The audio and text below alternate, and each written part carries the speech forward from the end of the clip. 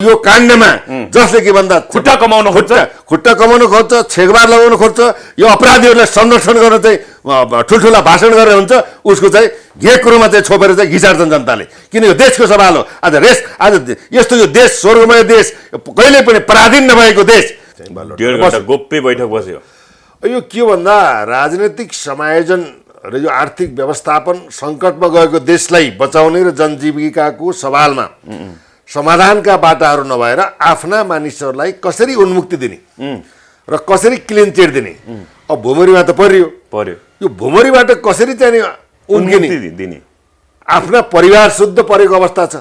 अब तिनका नाम कति लिइराख्ने प्रकरण त जगजाहेर भइगयो अरुणान्ति पर्दा त हाई सन्चो भयो थियो आफै पर्ने स्थिति भएपछि त अब छटपटी सुरु भयो सत्ताको खेलको पनि के भन्दा मैले पाएको ज्ञानेन्द्र शाह राजगद्दीमा बस्छ अब इट मे बी हैन यो त अब मैले भनिसकेँ नि यसलाई सस्पिसियस राखौँ हैन केही न केही इन्डाइरेक्टली तपाईको संकेत त्यही हो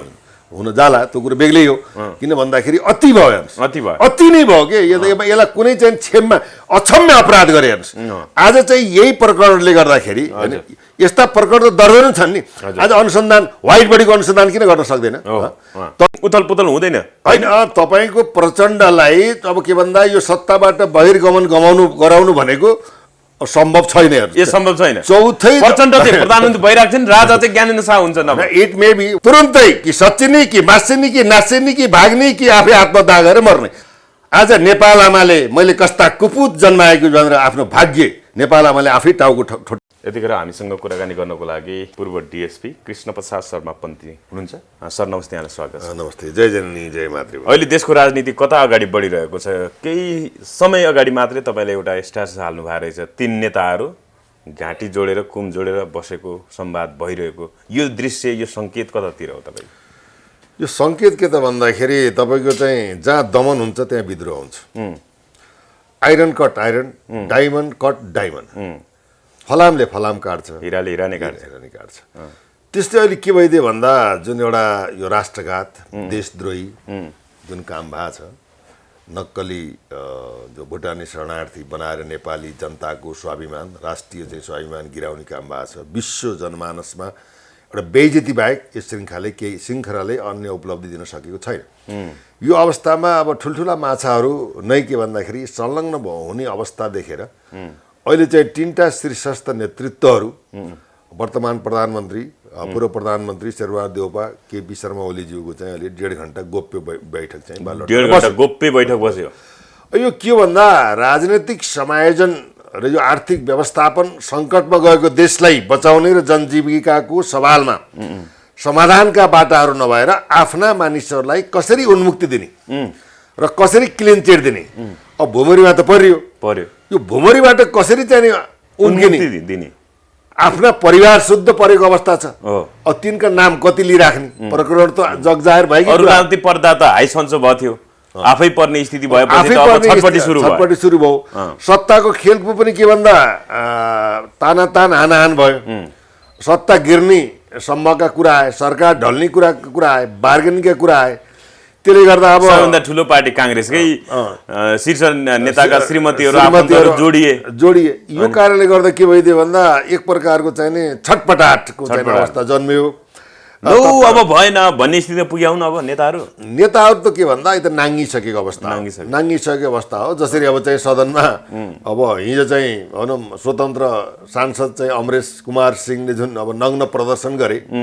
त्यसमा विभिन्न चाहिँ कुराहरू होलान् त्यसमा त्यो कुराहरू चाहिँ के हुन्छ भन्दाखेरि अब राज्यप्रति असन्तुष्टिका कुराहरू देश त नाङ्गिसक्यो तिमुर पनि नाङ्गिसक्यो देश र जनताले केही पाउन सकेनन् सबै चाहिँ के भन्दा पारिवारिक सरकारको चाहिँ स्थापना गरेर बर्मलुट गर्यो त्यति मात्र भएर आफ्ना छोरा सन्ततिहरूलाई प्रयोग गरेर चाहिँ राज्यका विभिन्न अङ्गलाई चाहिँ अपाङ्ग बनायो हैन आफ्नो हित र आफ्नै चाहिँ स्वार्थको लागि तिम्रो रमायो हैन अब त्यो उनीहरूले के भन्दा नाङ्गै भएका छौ मलाई चाहिँ नाङ्गै अहिले जस्तो तीन शीर्ष नेताहरू बालुवाटारमा भेटेर गोप्य छलफल गरे यसको सङ्केत अब भयो यो प्रक्रिया अगाडि नबढाउ यो जसरी भिभिआइपी ठुलो माछा समात्ने काम सरकारले गरिरहेको थियो अब सबै मुछिने भइसकेपछि अब यसलाई बिचमै छाडौँ भनेर यिनीहरू गोप्य सहमति गर्न जुटेका हुन् यो सहजिक होइन गोप्य छाड्न त मिल्दैन किन मुद्दा चलेको अवस्था छ यो तपाईँको चाहिँ यो तर यसलाई बयान फेरेर डिसेन्स पार्ने कमजोर पार्ने यो विषयलाई त्यतातिर सङ्केत दिन थालेको हो यसले। विशेषतः यो मुद्दामा इन्द्रजित राईलाई अब चाहिँ सत्य तथ्य उनले ओकल्न लागेको भए तापनि अब उनलाई पनि दबाब सृजना नगरेको परिस्थिति चाहिँ होइन हेर्नुहोस्। दबाब आयो इन्द्रजित राईलाई। तर के भन्दा कारबाही भए पनि नभए पनि जो पात्रहरू चाहिँ सामने जनताको नजरमा देखिएका छन्, जसरी मिडियाले अब भनौँ प्रहरी अनुसन्धानबाट आएका कुरा बाहिर छताछुल्ल भएका छन्। खबरदार छताछुल्ल भएका छन्, यी त नाङ्गिनै सके। अब नाङ्गिसकेकोलाई अब चाहिँ के त भन्दाखेरि अझै नाङ्गिने हो भने यो प्रकरणलाई स्टप गर्नु पर्यो अथवा हल्का बनाउनु पर्यो। होइन भने के भन्दा जसरी एउटा देशको प्रधानमन्त्रीले दिएको अभिव्यक्तिलाई कसरी मान्ने हामीले? यो त एउटा टेलर हो, सारा फिल्म हेर्न बाँकी नै छ, हेर्दै जानुहोस्, कसैलाई पनि छोडिदिनु भन्ने जुन एउटा अभिव्यक्ति आयो, त्यो एउटा देशको कार्यकारी पद ग्रहण गरेको जनताको अभिभावकको कत्तो भनौँ जिम्मा लिएको निर्वाह गरिरहेको व्यक्तिको आएको अभिव्यक्तिलाई नै आफू फिर्ता गर्छन् भन्ने त हाम्रो केही पनि छैन। किनभने यो अवसर भनेको पुष्पकमल दाहाल प्रचण्डज्यूलाई ठुलो अवसर पनि गोल्डन अपर्चुनिटी पनि हो। यहीँनिर नि केपी शर्मा ओलीले के भन्नुभयो भने मलाई भेटेर प्रचण्डले फिल्म देखाइदिन्छु भन्ने। ल फिल्म देखाउनुहोस् त, कुन हलमा चलाउने हो? तपाईँको फिल्म कहिले चल्ने हो? अरू सबै हलहरूमा फिल्म चलिरहेका छ, तपाईँको हलमा कहिले चल्छ भन्नुभएको छ उहाँले। अनि यो त अब कहिले चल्ला फिल्म प्रचण्डको? अनि यो एउटा यो घटना एउटा फिल्म बनाउने हो नि, एउटा चाहिँ वर्ल्ड टपर फिल्म हुन्छ हेर्नुहोस्। टपर करप्टेड लिडर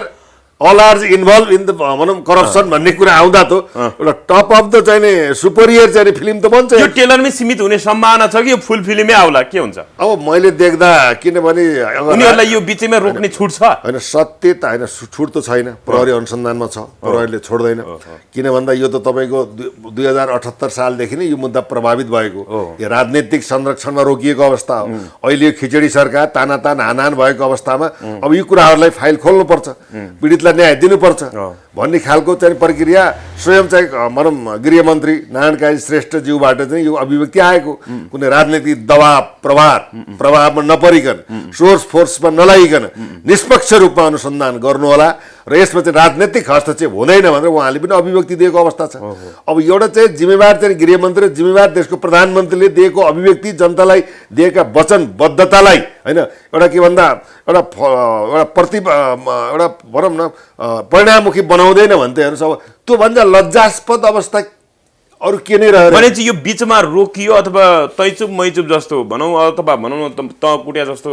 एउटाले कुटे जस्तो गर्ने अर्कोले रोए जस्तो मात्रै गर्ने भनेर जुन ढङ्गले यो जसरी तीन दलको बैठक भन्नाले गोप्य शीर्ष नेताहरूको भेट भयो, यो चाहिँ उनीहरूले त्यो त्यसरी गुपचुप गर्न खोजे पनि अब सम्भावना छैन नि त? होइन, सम्भावना कुनै यो भयो भने उनीहरू आफै सकिन्छ, आफै सिद्धि। तपाईँले अघि भने पतनको दिशातिर जान्छ यिनीहरू। यो त के छ भन्दा यदि बुहारी पिटेर छोरीलाई तर्साउने हो भने त भन्नु केही पनि छैन। अगर यो मुद्दालाई फितलो बनाइयो, यो मुद्दामा चाहे चाहिँ प्रधानमन्त्रीका चाहिँ परिवार हुन्, गृहमन्त्रीका परिवार हुन्, गृहमन्त्री हुन्, इभन प्रधानमन्त्री किन्न हुन्, यसमा चाहिँ कम्प्रोमाइज गरिन्छ भने यो जति लज्जास्पद स्थिति नेपालको इतिहासमा हुन सक्दैन। देश त अत्यन्त कमजोर मोडमा गुजिरहेको छ। यी दलहरूको भविष्य पनि समाप्त हुन्छ अब। दलको त भविष्य त समाप्त भएकै अवस्था छ नि तपाईँको। कि तपाईँले हेर्नुहोस् न, अहिले चाहिँ राष्ट्रिय स्वतन्त्र पार्टीको उदय र जनताको आकाङ्क्षालाई त हामीले नजदिकबाट निहालिरहेका छौँ। आज राष्ट्रपति त्यसै उदाएको होइन, यिनीहरूकै व्यवहार उदाएको। यहाँनिर अब टोपाटोको कुरा गर्दा अस्ति पूर्व डिएसपीज्यू तपाईँले भर्खरै मेरो सूचना पक्राउ पर्यो, नियन्त्रणमा छ भन्नुभएको थियो, तर अहिलेसम्म फरार भयो किन? कि एकैछिन मात्रै नियन्त्रण गरेर रहेछ, के रहेछ? यो के भन्दाखेरि यही कुरा राजनैतिक संरक्षणको आधारमा एक दुई घण्टा नियन्त्रण राख्यो अनि उनी बिचमा हराए, भ्रष्टाचार मौलायो। अब हायर कमान्डको शक्ति सन्तुलनबाट चाहिँ प्रेसराइज भयो,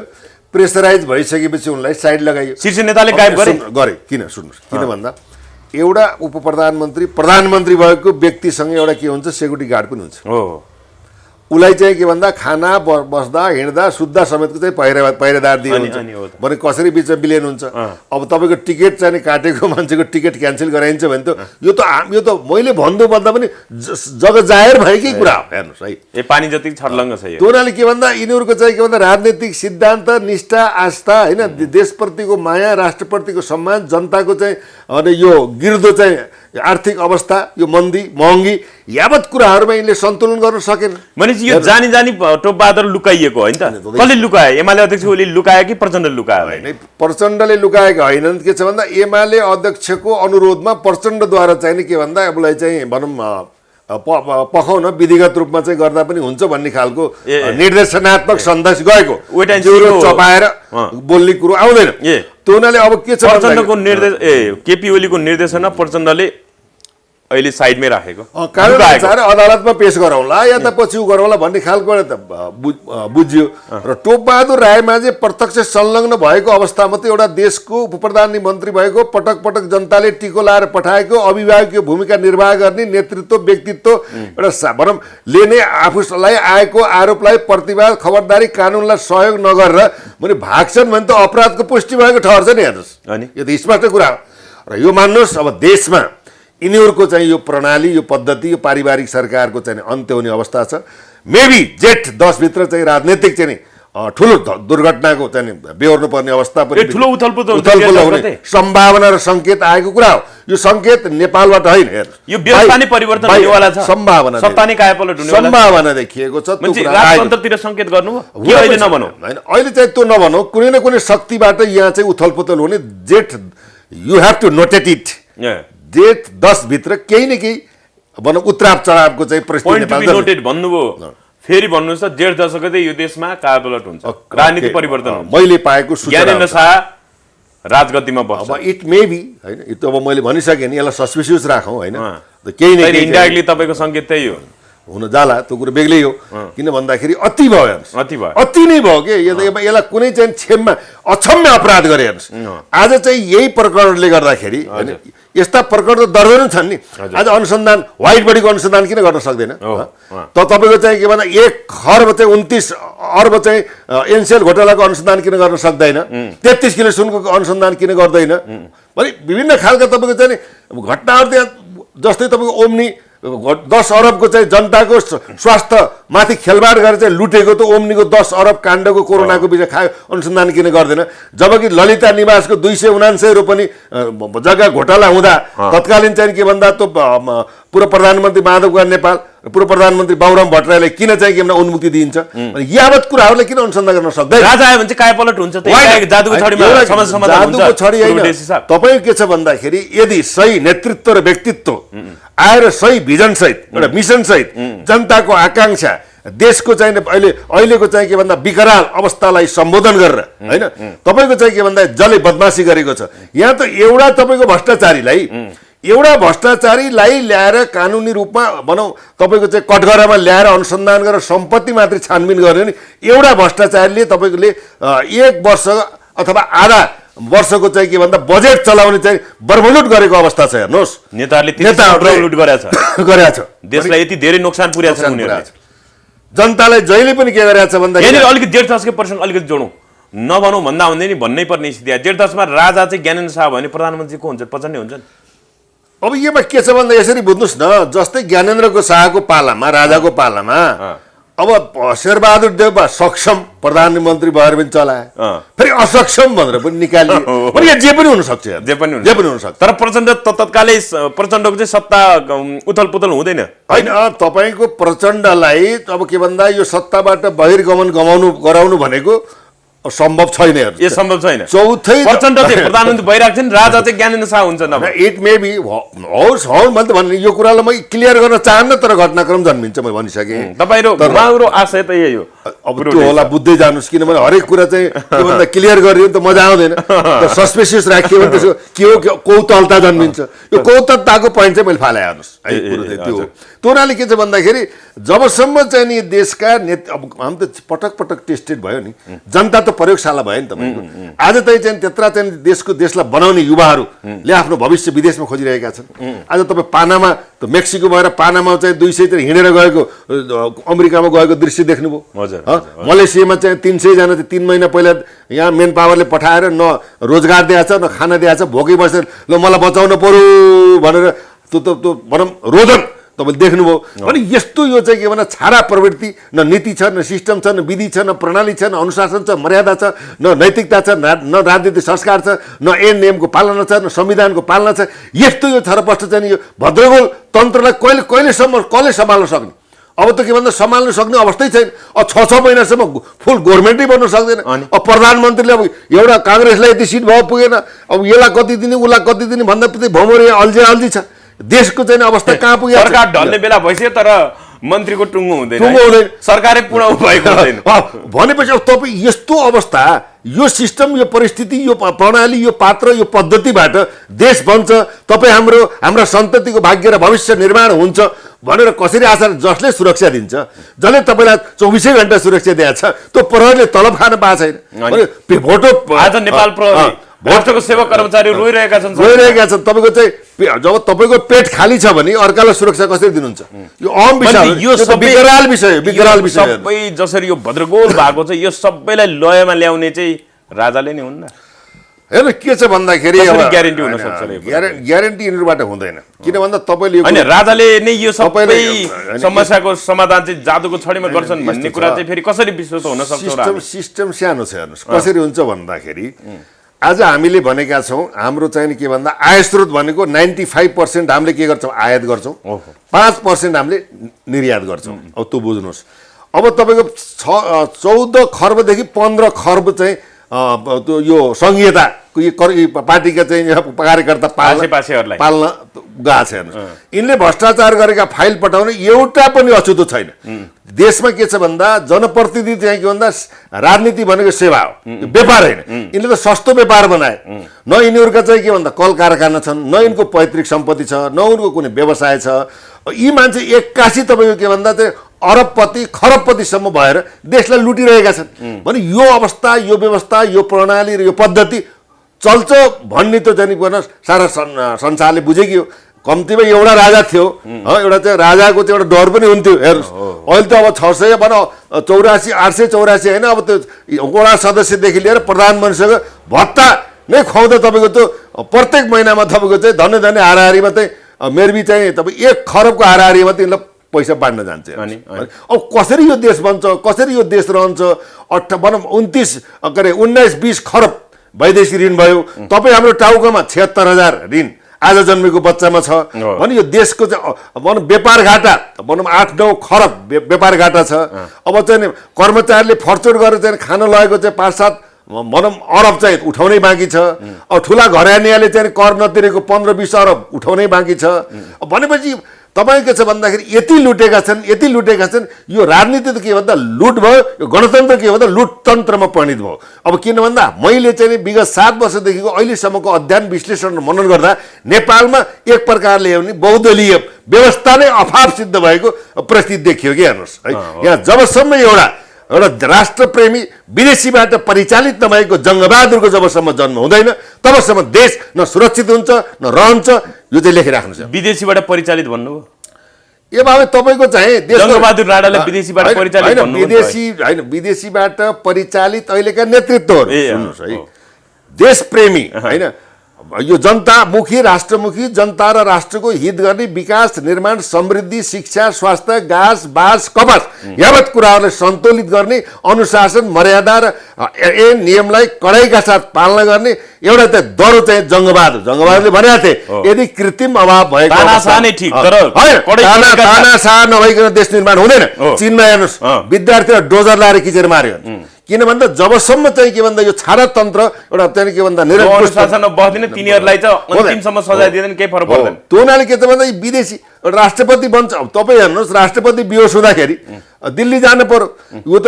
नागरिकताको चाहिँ प्रमाणीकरणको चाहिँ भागभण्डा बुझ्न गएको देखियो एउटा चाहिँ प्लेन चार्टर गर्दा त 65 लाख खर्च हुन्छ एउटा राष्ट्रपतिको चाहिँ 2,50 लाख तपाईँको राज्यको ढुकुटी सिद्धिन्छ भने एउटा जनताले सिटापो मोल खान नपाएर मर्छ भने यी चाहिँ के भन्दा जनताका सेवक हुन् कि यी महिषासुर हुन् कि राष्ट्रघाती हुन् कि देशका नेतृत्व हुन् कि अभिभावक हुन् यो चाहिँ प्रश्न हरेक जनताको नजरमा छ अब भने चाहिँ हामी अन्त्य पनि आइसकेको छ अब भनेपछि यी दलहरूलाई सच्चिने टाइम पनि अब ढिला भइसक्यो ढिला भइसक्यो किन भइसक्यो भन्दा यही तपाईँको तपाईँको चाहिँ भनौँ यो चाहिँ राष्ट्रघाती मानव तस्करी यो कृत्य सरकारी दस्तखत छाप कृत्य मुद्दामा प्रभावित हुने मानव बेचबिखन जस्तो यो मानव तस्करी हो यो मानव तस्करी भनिसके भने यस्तो त अन्तर्राष्ट्रिय बेइज्जतीको मुद्दामा देशका चाहिँ के भन्छ उच्च शीर्षस्थ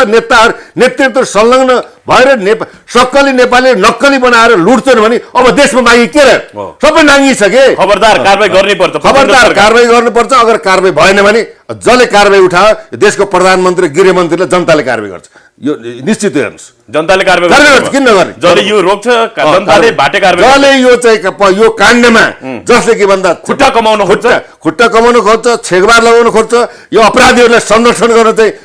ठुल्ठुला भाषण गरेर हुन्छ उसको चाहिँ यो कुरोमा चाहिँ छोपेर चाहिँ घिचार्छन् जनताले किन यो देशको सवाल हो आज यस्तो यो देश स्वर्गमय देश कहिले पनि पराधीन नभएको देश आज के भएको छ अन्तर्राष्ट्रिय जगतमा बेइज्जत भएको छ यो कसले बेइज्जत गरौँ हामी लज्जित हुनु परेछ नतमस्तक हुनु परेछ लाज शरम लाग्दैन तर कम्तीमा एउटा काम त राम्रो काम गरेर देखाऊ भन्ने हामीले चाहिँ यो विषयलाई लिएर आशा गरेको त्यही पनि आशा तुषार डोलमोल भइसकेको अवस्था भयो त्यो उनीहरूले के भन्दा लज्जित राजनीति छ अझै पनि यदि चाहिँ केही चाहिँ भनौँ बाटाहरू छ भने सच्चिएर अगाडि बढ्न यो समयले चाहिँ एउटा अवसर र चुनौती पनि दिएको देशको सम्मानित प्रधानमन्त्री जवाबदेही भएर अगाडि बढ्दैन भने यही मुद्दाले उहाँको कुर्ती पनि समाप्त भएर जान्छ यो चाहिँ ग्यारेन्टेड हो यी नेताहरूलाई अब जनताले सडकमा लतार्छन् लतार्छन् यिनले यो आर्थिक व्यवस्थापन सहजीकरण र आफूले लुट्ने आफ्नै खाने आफ्नै परिवारलाई पालन पोषण गर्ने जनताका छोराछोरी सिटाबुल खान नपाउने जीवनजल खान नपाउने यिनी आलिशान महलमा बस्ने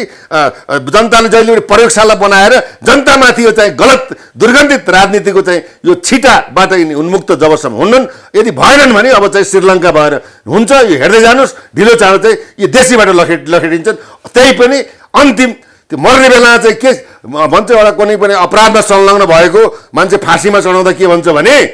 तपाईँलाई चाहिँ केही अब अन्तिम मर्ने बेलामा केही इच्छा छ कि भनेर सोध्छ क्या हेर्नुहोस् अब त्यो मर्ने बेलामा एउटा इच्छा छ अब म चाहिँ सुध्रिन्छु मैले चाहिँ लुटेका सम्पत्ति राज्य कोषमा जम्मा गराउँछु भनेर सुध्रिन्छन् भने तथापि जनताले अझै माफ गर्ने एउटा अन्तिम एउटा विकल्प सानो आशा चाहिँ म देख्छु भने चाहिँ हाम्रो देश स्वर्ग जस्तो छ अरूले चाहिँ मरुभूमि जस्तो नर्क जस्तो देशलाई स्वर्ग बनाइरहेको छ हामी चाहिँ स्वर्ग प्राकृतिक रूपमा यति सुन्दर देशलाई नर्क बनाइरहेछौँ होइन आज नेपाल आमाले मैले कस्ता कुपुत जन्माएको भनेर आफ्नो भाग्य नेपाल आमाले आफै टाउको बजारिनु परेछ बजार्नु देश यस्तो देश स्वर्गमै नभएको देश विश्वको शिर उता सगरमाथा उता शान्तिका अग्रदूत भगवान गौतम बुद्ध